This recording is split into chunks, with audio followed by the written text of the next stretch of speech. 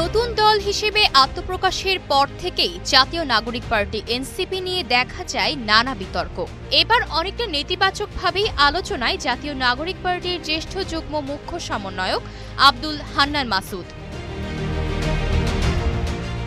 মূলত মঙ্গলবার রাজধানীর ধানমন্ডি এলাকায় মব সৃষ্টি করে বিশৃঙ্খলা করার অভিযোগে বৈষম্য বিরোধী ছাত্র আন্দোলনের ৩ জনকে আটক করে পুলিশ তাদের আটক করে নিয়ে আসে ধানমন্ডি থানায়, কিন্তু সেই ৩ ব্যক্তিকে ধানমন্ডি থানা থেকে মুচলেকা দিয়ে ছাড়িয়ে আনেন হান্নান মাসুদ।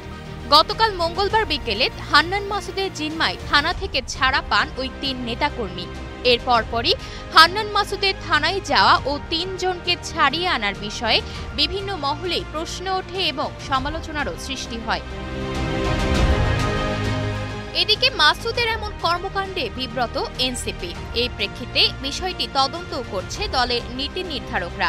ইতোমধ্যেই হান্নান মাসুদের বিরুদ্ধে কারণ দর্শানোর নোটিশ দিয়েছে এনসিপি। আগামী ৩ দিনের মধ্যে তাকে ব্যাখ্যা দিতে বলা হয়েছে।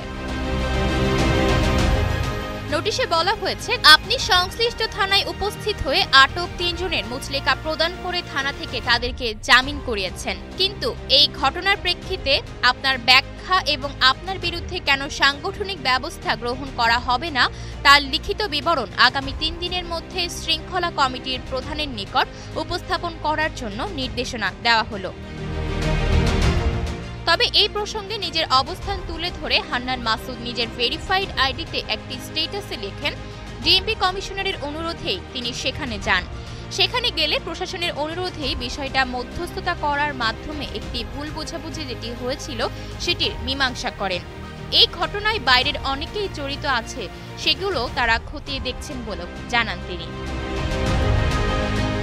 এদিকে চাঁদাবাজি, পুলিশের সঙ্গে অসৌজন্যমূলক আচরণ এবং মব সৃষ্টি করে বিশৃঙ্খলা নানা অভিযোগ রয়েছে হান্নান মাসুদের মাধ্যমে ছাড়া পাওয়া ৩ নেতাকর্মীর বিরুদ্ধে।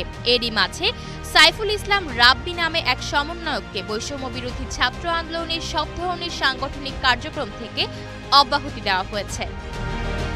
আয়েশা অর্থী, নিউজ ডেস্ক, গ্লোবাল টেলিভিশন।